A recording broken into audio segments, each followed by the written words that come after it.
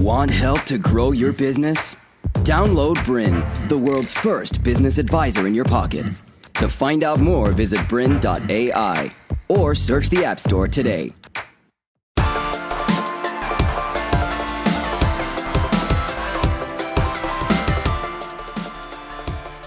Hello and welcome to Importing Done Right.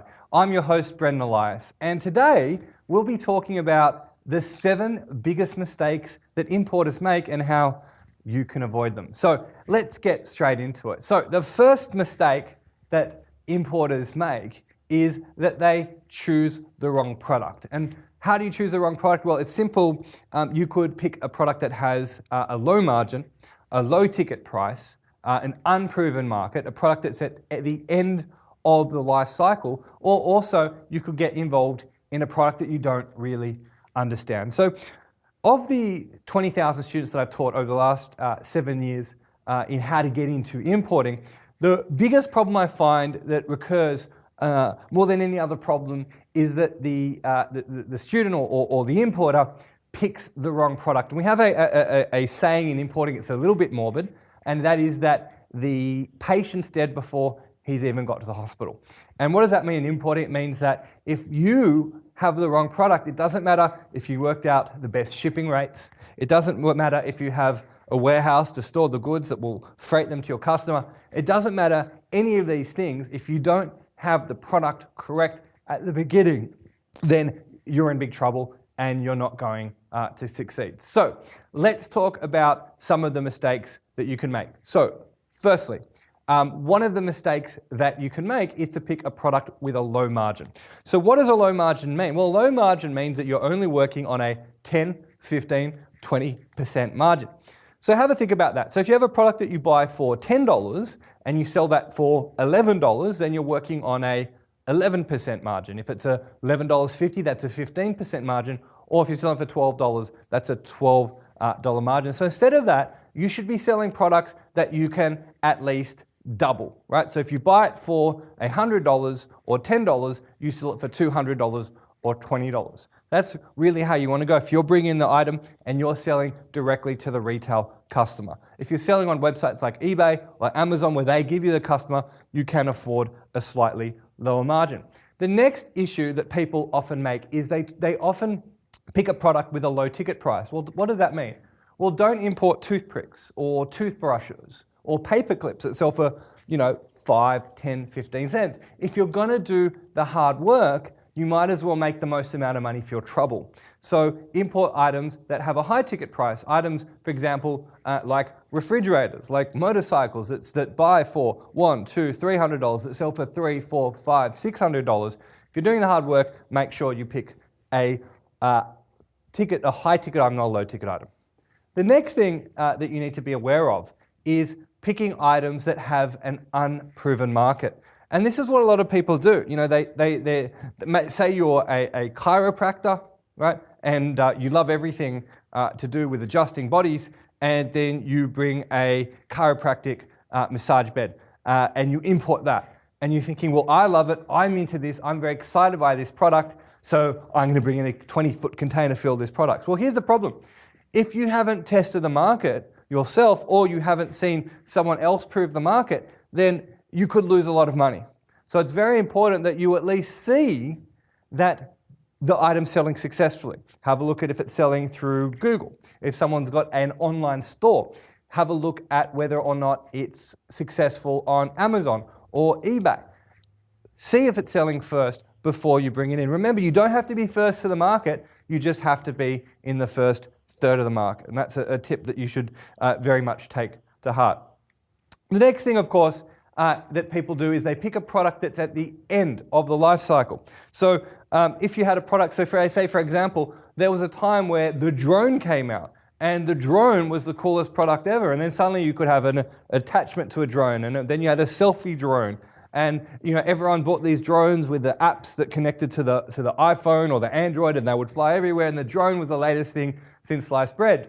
But after a while, everyone was bringing in drones, and everyone was selling drones, and everyone was buying drones, and eventually the drone market became saturated. So understand this saying, marketers ruin everything. Okay, if you've got a pen and paper, you're not driving right now, do write that down. Marketers ruin everything. Because what happens is a product comes, no one's heard of it, and everyone's like, wow, this is the coolest thing ever. Then everyone brings it. Think of the yo-yo, think of the slinky. Every product is cool for a while and then becomes uncool, right? And that's just how it works. So don't import products at the end of their life cycle. The last thing that I would recommend is that don't bring in products that you don't understand. So say, for example, you're a 21-year-old male. Baby products at this time are probably not a product that would appeal to you. Maybe they do, but most likely they won't, right? Say that you are a lady who is very much into the fashion industry. Well, probably importing automotive parts and spark plugs is probably not something for you. So if you don't understand a product, you're not passionate about a product, then it's really not going to be that much fun for you. And what I've seen from my students is the ones that love a certain industry are the ones who do very well. Okay? I've had some students of mine who've been very successful in importing products that match their passions. If you're into fishing, bring in fishing gear. If you're into cars, bring car-related items and accessories. If you're a lady and you're into fashion, then stick with fashion. Don't bring in products that you don't understand. The next challenge and the next issue that I see as a big mistake that people have is that they pick the wrong supplier. So it's okay to have the right product, but what if you don't have the right supplier, right? I want you to picture that importing is a very linear path, and all you have to do is walk, the 7 steps to importing, and please check out our other videos for that, to succeed. But there are landmines, and all you need to do is step on one landmine and your whole foot gets blown up, okay? And that can happen anywhere. It can happen at the very beginning with choosing the wrong product. It can happen when you even choose the wrong supplier. So what is the wrong supplier? Well, firstly, there are websites like Alibaba, Global Sources, Made in China, HKTDC, AliExpress, Small Volume, right? DHgate. These are all websites you can go to, and on all these websites are legitimate suppliers, but also on all of these websites you're going to find scammers that are sitting in internet cafes pretending to be factories with the aim of taking your money on the order. So be very careful and mindful of these scammers that are sitting on these websites. And the way you do that is by using a template. So the biggest mistake that people have is they don't use the right template. You want to come across to the factory as someone who's done this before. Just like when you go for a job interview, you don't want to go for a job interview and it appear like this is the first time. So when you deal with a factory and you're communicating, use language and use importing terminology that makes you look like an expert. The third thing is this. Often people will choose the wrong supplier by going for the cheapest price. So let's take this product, for example. Okay, so we have a map of the world, okay? A globe of the world. Okay, so this is a product which you might go in a store, and let's say this would sell for $30. Now, if you buy it from the factory, then the factory might sell it to you for, say, $5. Buy for $5, sell for $30, that's a pretty good deal. But you might find a factory which sells these for only $1. And you're thinking, well, why would I pay $5 when I can pay $1? And that makes sense because you get a bigger margin. But the problem here is often there are factories out there which offer the cheapest price in order to lure in your business. And when it comes to actually producing the order, you'll find that either the order won't arrive or you'll have been shortchanged somewhere. So don't just go for the cheapest price. This is a typical rookie error. The next thing, of course, is the level of communication.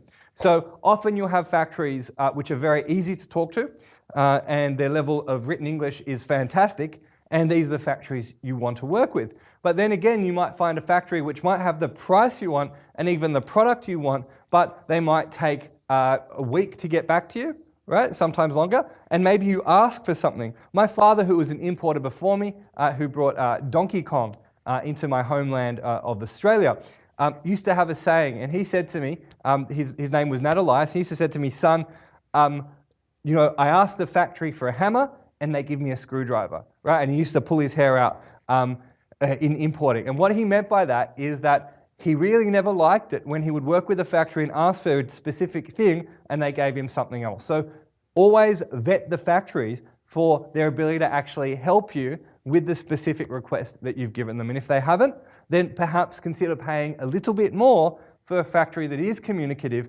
frequently, but also responds to your questions. Now, you don't have to be militant or fundamentalist about it, right? If you ask them 10 points and they reply to 9 of them and one of them they ignore, you don't go, oh, they're giving me a screwdriver when I wanted a hammer.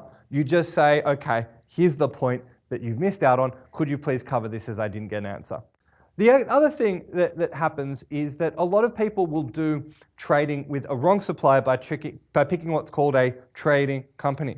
And trading companies are, in often cases, middlemen that are profit-oriented, that sit behind the factory and pretend to be the factory. And often you might buy a product for $10 that actually the factory is selling to the middleman for $5, right? And they're taking a margin and adding it on top. So you've got to be careful that you're not necessarily dealing with trading companies, and if you are, that you're happy with the price. And of course, the other issue is that people often forget to get a sample. So if the supplier is legitimate, they should be able to give you a sample. Now, often the samples are free, which is the good news. The bad news is you have to pay for the shipping. But in any case, if you have a factory that is willing to sell you the product at the right price, and they're charging you for the sample, fantastic, order it, but remember to ask the factory to credit that sample and freight price into the order when you actually place the order. Remember, if the factory doesn't give you the